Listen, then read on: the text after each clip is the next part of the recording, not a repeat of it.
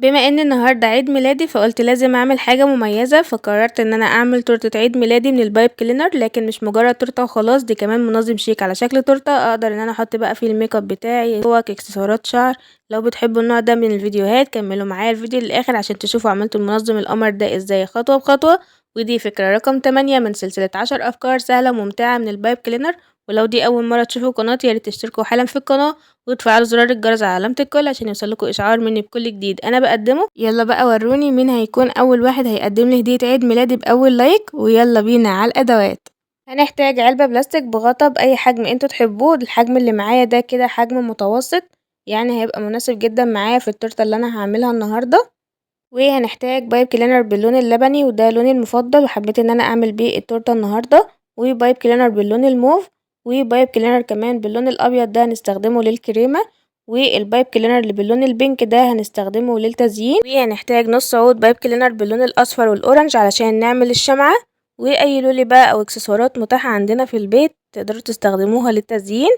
وكمان هنحتاج فراشات كده صغيرة بتيجي من عند أي محل خردوات، بتبقى حلوة جدا في التزيين وبيبقى شكلها حلو، وممكن تستبدلوها برضو بقلوب صغيرة. وبس هي دي كل الأدوات اللي احنا هنحتاجها، ويلا بينا على الطريقة.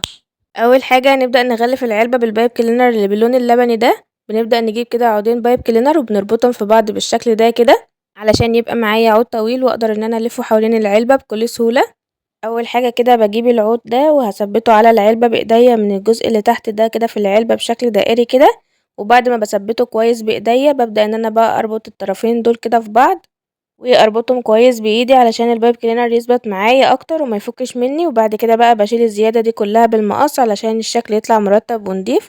بعد كده ببدأ اركب الصف اللي فوق على طول، بجيب العود ده وبثبته كده فوق العود اللي احنا عملناه، وبخلي بالي ان ما يكونش في اي فراغات ما بين الصف اللي فوق والصف اللي تحت. بعد كده بضم الطرفين دول كده على بعض وبربطهم كويس بايديا علشان ما تفكش مني، واي زيادات بشيلها بالمقص بالشكل ده كده، لان الحركة دي هي اللي هتدي التورتة شكلها المرتب من غير اي فراغات. وهكرر نفس الخطوة في تالت صف، بجيب العود كده وبثبته حوالين العلبة وبتأكد ان مفيش اي فراغات، وبعد كده بضم طرفين كويس وبربطهم، وبعد كده بقى بالمقص بشيل اي زيادات بالشكل ده كده، وبكمل بنفس الطريقة لحد ما اغلف العلبة كلها. الخطوة دي محتاجة شوية صبر لكن هي اللي بتفرق جدا في الشكل النهائي.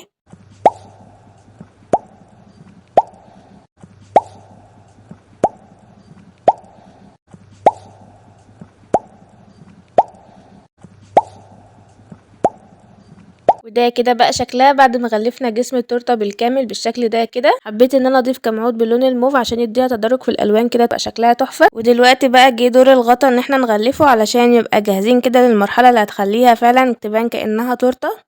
هجيب عود بايب كلينر باللون اللبني وهلفه حوالين نفسه عشان يتكون معايا شكل دايرة. ببدأ كده اجيب العود وببدأ ان انا الف كده اللفة بتاعتي وبضيقها على قد ما اقدر عشان ما تبقاش فيها فراغات. واخر جزء من العود كده بتنيه لورا عشان اثبت الدايرة بتاعتي بالشكل ده. وبمسدس الشمع بقى هجيب كده مسدس الشمع واحط نقطة شمع كده على الغطا، وهبدأ ان انا كده اثبت الدايرة اللي احنا عملناها في نص الغطا بالشكل ده. ومن نهاية الدايرة كده هبدأ ان انا اكمل لف اعواد البايب كلينر حوالين الدايرة اللي عملناها، وكل ما العود بيخلص بثبت بنقطة شمع وبربط فيه عود جديد.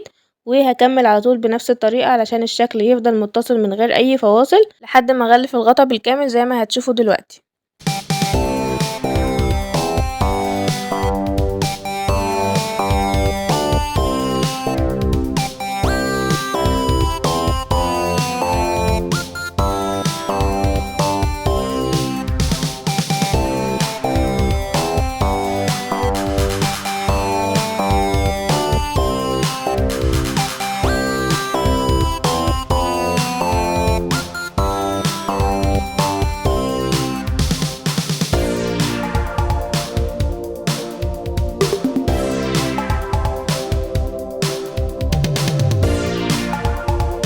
وده بقى شكل الغطا بعد ما خلصنا تغليفه بالكامل. ودلوقتي بقى جاهزين ندخل على اكتر خطوة كنت مستنياها وهي عمل الكريمة.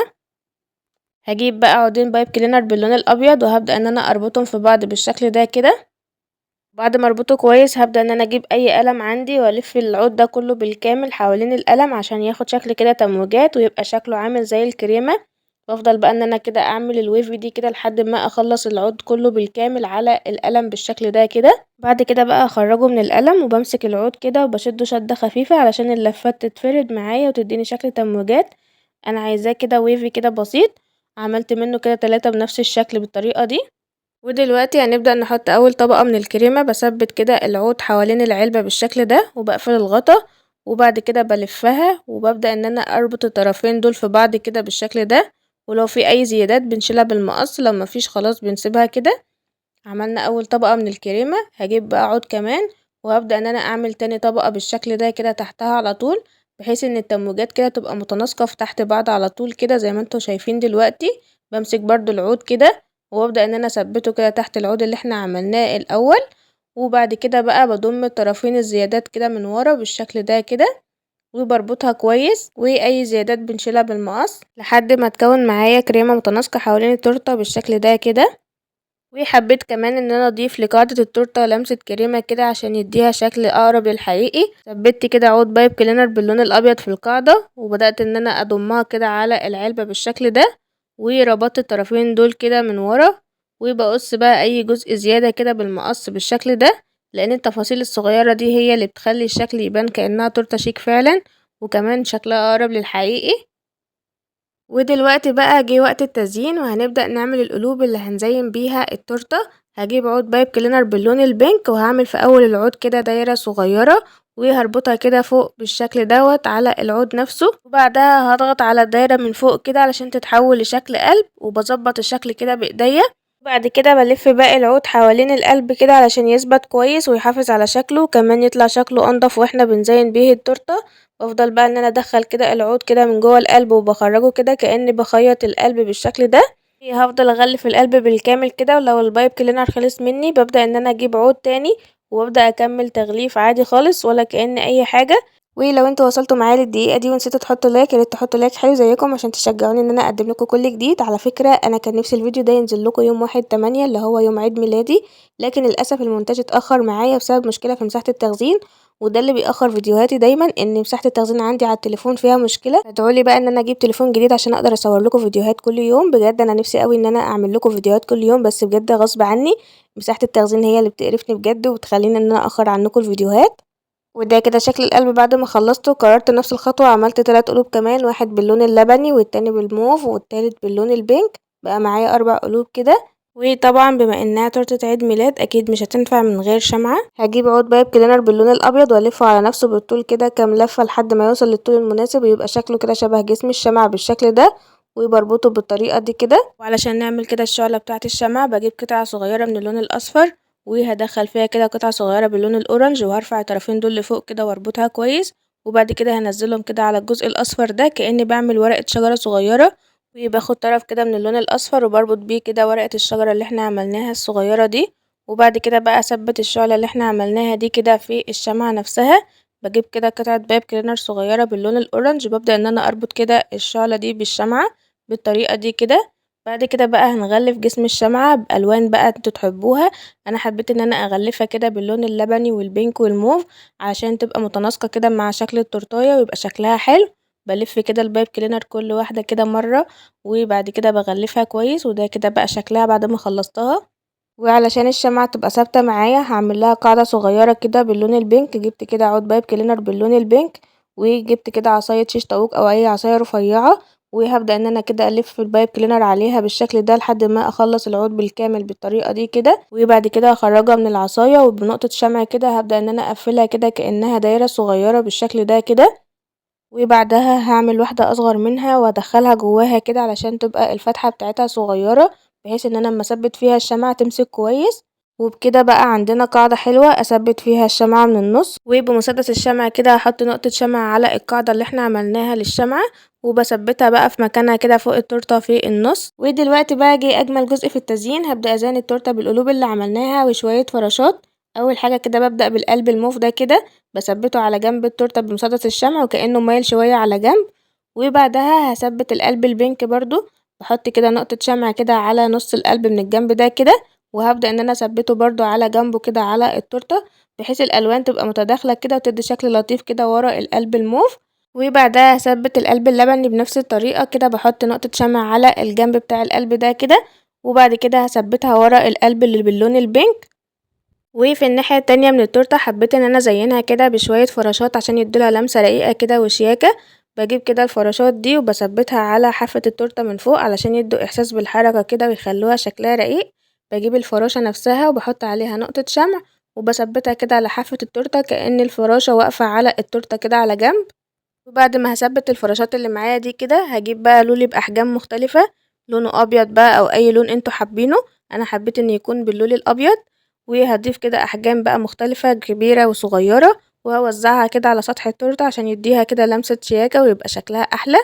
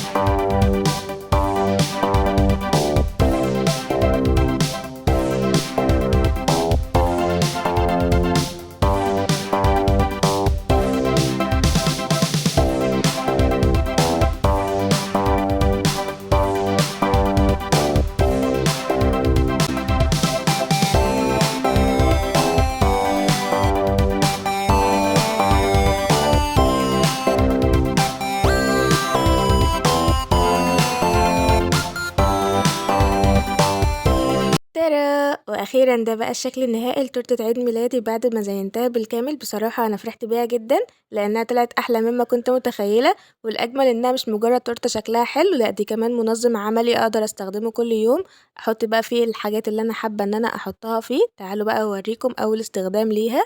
تقدروا بقى ان انتوا تحطوا فيها المكياج بتاعكم كله، بجد بتستوعب كمية كبيرة جدا. شايفين انا حطيت فيها كده الارواش والكريم المرطب، وكمان حطيت فيها المونيكيرات بتاعتي والتنت وكمان البرايمر، وكل حاجة انا بجد حطيتها فيها وكانت كميتها كبيرة جدا.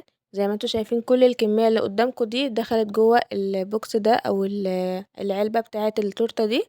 وكمان حطيت فيها الأرواش والأكحال وكل حاجة. زي ما انتوا شايفين كده بجد استوعبت كمية كبيرة جدا من الميك اب.